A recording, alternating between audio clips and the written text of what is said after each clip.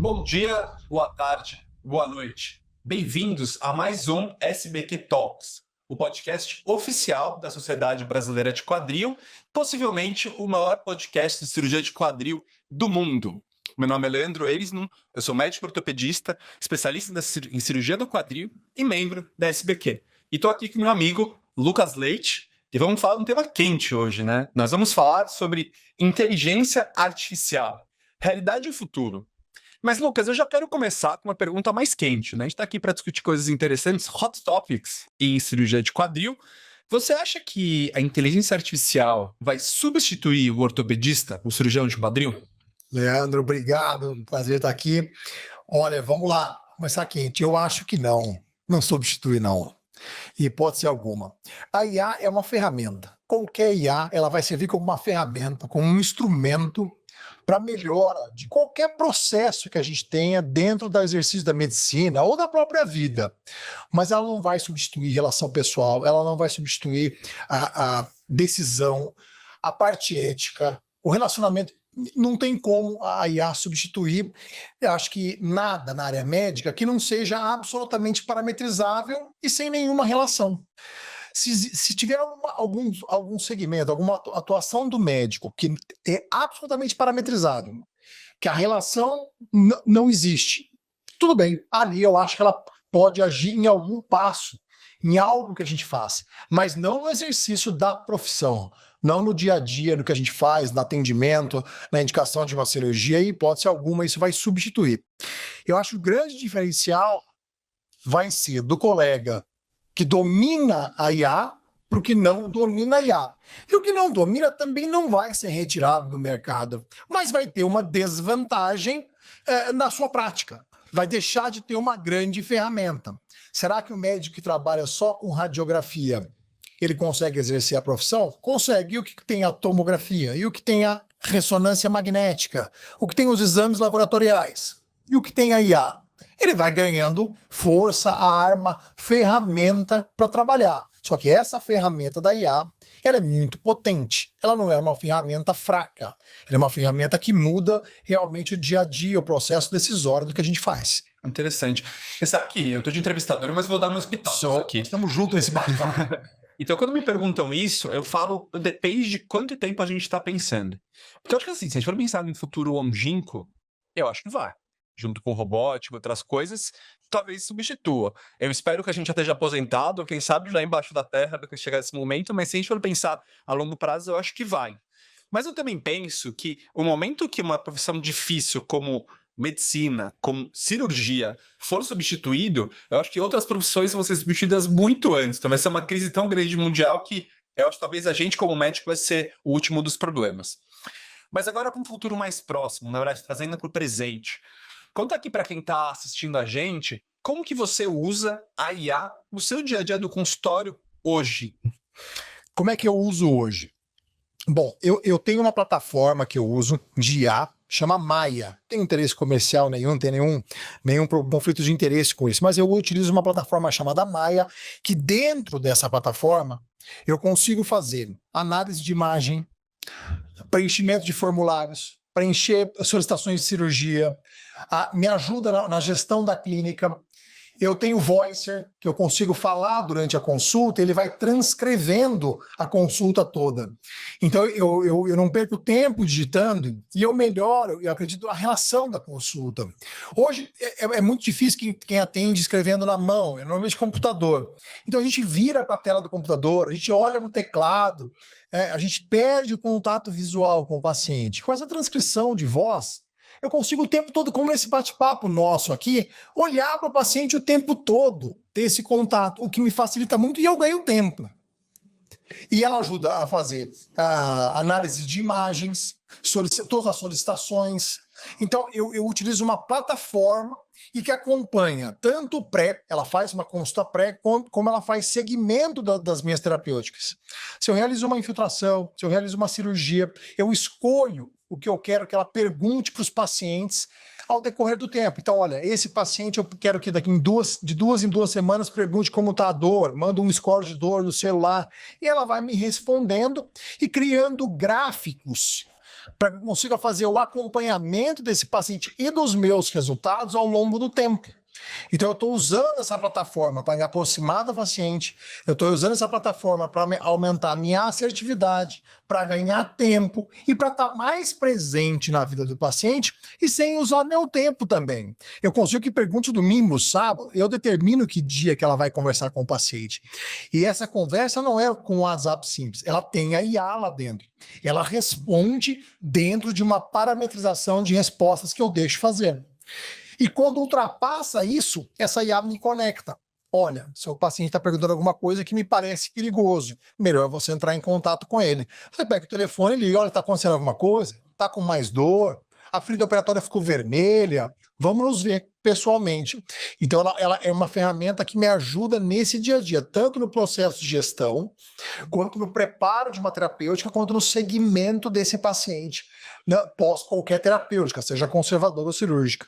Super interessante, né? Porque eu acho muito legal esse papel da tecnologia, que na verdade é fazer a gente ganhar tempo, e as pessoas têm medo que ela diminua o lado humano da medicina, mas você acabou de dar um exemplo onde ela aumenta o lado humano, né? Então, ao invés de você estar lá anotando no papel, no computador, você está olhando para o paciente e a IA está fazendo o seu trabalho, né? Isso é super interessante. Inclusive o exame físico. Sim. Você vai examinando e falando, ela vai transcrevendo o exame. Genial. A angulação, olha, tá com tal ângulo, tal. E às vezes você vai pegar um goniômetro. Você vai medir o arco de movimento de uma articulação. Ela lê, você lê e olha, a rotação interna está 15 graus. Ela já leu, já marcou lá na tabela, 15 graus. Perfeito. Ajuda muito. E agora, então só eu vou sair aqui no estúdio, não tem mais ninguém vai ouvir nossa conversa.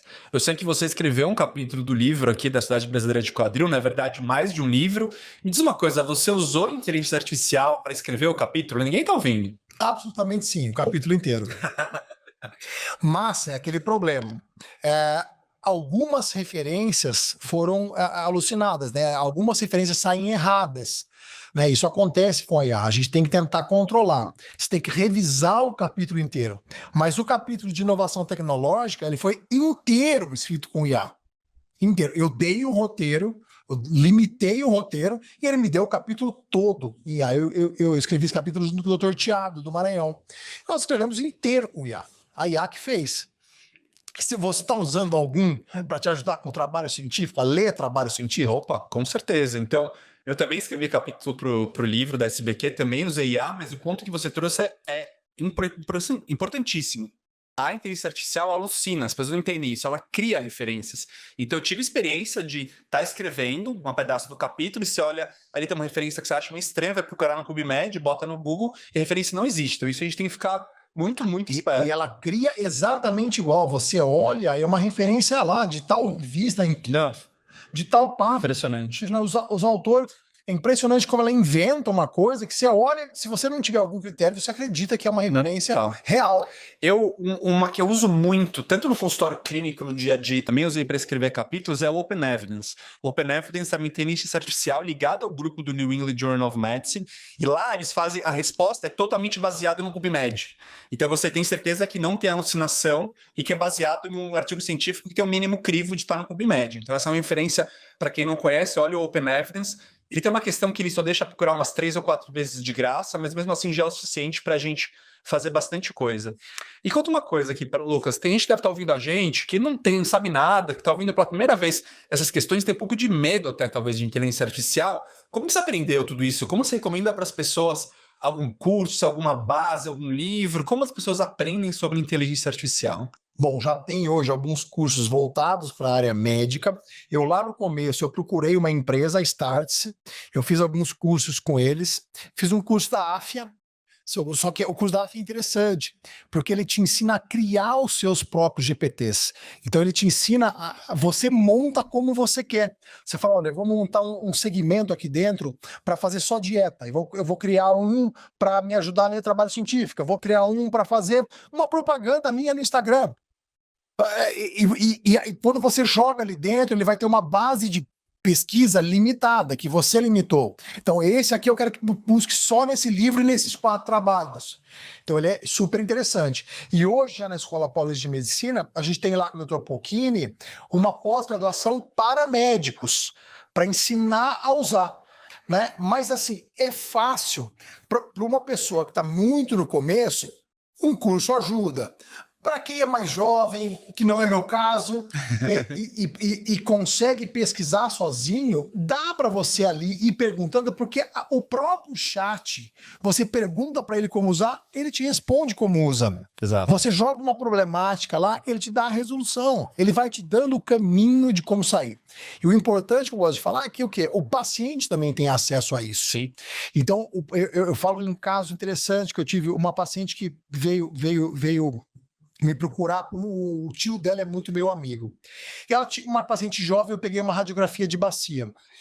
E eu percebi lá que tinha um probleminha e eu pedi exames complementares. Só que eu tinha passado por um outro colega, na correria de plantão, acabou não enxergando. Eu peguei essa radiografia e joguei no chat GPT, que nem é uma IA de imagem. E coloquei assim, 18 anos de dor. Deu o diagnóstico, que era uma necrose vascular, e eu falei a idade. Falou, provável anemia falciforme. Era uma necrose por anemia falciforme. É muito impressionante. Então, o paciente tem acesso. Nós temos que ter algo que nos ajude a fazer esse diagnóstico na correria do dia a dia. Então, se toda a minha imagem passar por uma IA, ela peneira. Eu determinar se realmente é uma necrose ou não. Mas ela me dá um norte. É uma ferramenta potente para identificar uma doença. Fantástica. Eu tenho uma história de um paciente meu que chegou, paciente clássico, artrose normal, precisava fazer uma prótese, mas ele me trouxe um dossiê que ele tinha feito com a ajuda do chat GPT de 30 páginas sobre o caso dele, o que ele faz remo. Então, ele tinha preocupação com luxação posterior, o que faz sentido. Ele sabia que ele faz um esporte com hiperflexão. Ele queria fazer uma dupla mobilidade, porque ele tinha visto que diminuiu o risco de flexão. Então, a gente está vivendo uma era onde os pacientes mudaram totalmente. Super interessante isso. E o que eu queria falar também, como você disse, acho que o principal é começar a se expor, né? Porque a inteligência artificial, o ChatGPT não vai quebrar, né? Então, começa a mexer tudo, não tenha medo. Vê vídeo de YouTube, tem muita coisa disponível também. Então, com interesse, vai funcionar. E agora, entrando no último tópico que eu queria falar, falamos já do consultório, falamos de pesquisa. Eu queria perguntar para você na cirurgia, se você sabe ou usa alguma coisa de IA no procedimento cirúrgico, ou como você vê de oportunidades que você acha que vão vir para a gente no ato cirúrgico. Eu hoje não uso, mas eu acredito que aí vai estar um grande diferencial. Sim. É quando você conseguir utilizar ferramentas de realidade ampliada, robótica, não importa, qualquer auxiliar, e que esse auxiliar tenha uma base grande de dados de IA para te orientar no intraoperatório. Porque nada mais é do que a opinião de centenas de milhares de especialistas ao seu lado naquele minuto. Resumido, o que eles fizeram que funcionou e que não funcionou. E ela não vai operar por você, mas ela vai te dar o norte. Olha, do jeito que está indo aí, por esse caminho talvez seja melhor. Tome o caminho que quiser, mas ela vai te orientar. Então, quando a IA participar profundamente de todos esses mecanismos que nós temos hoje auxiliares à cirurgia, eu acredito que a quantidade de erros vai diminuir muito e a assertividade, a precisão cirúrgica vai aumentar muito. Eu acho super interessante. E só uma coisa que tem que lembrar com muito cuidado no chat é LGPD. Você não pode pôr no chat GPT nenhum exame que tenha o nome do paciente. Tem mecanismos para você bloquear. A gente consegue bloquear o chat para fazer uma pesquisa e aquilo lá ficar preso só para você. Mas se você não fizer esse bloqueio, teve uma grande empresa brasileira, não vou citar o nome, que colocou dados de contabilidade mundial dela para o chat avaliar. Legal, avaliou e deu a resposta correta, mas isso ficou aberto para o mundo, a contabilidade da empresa. Então precisa tomar cuidado, porque o que põe no chat fica aberto para sempre. Então não pode pôr nome de paciente. Então faz um resumo do que você quer, coloca e ele vai avaliar aquilo lá, sem nome nenhum. Tá? Isso é importante. Mas na cirurgia eu acho que vai mudar muito nos próximos tempos. Não sei se você está usando já em cirurgia. Super interessante a questão do LGPD, acho que é importante levantar esse aspecto para o outro, mas concordo com você. Atualmente não tenho nenhum uso de IA no intraoperatório, mas eu concordo com você, eu sou um grande fã de tecnologia, navegação, robótica.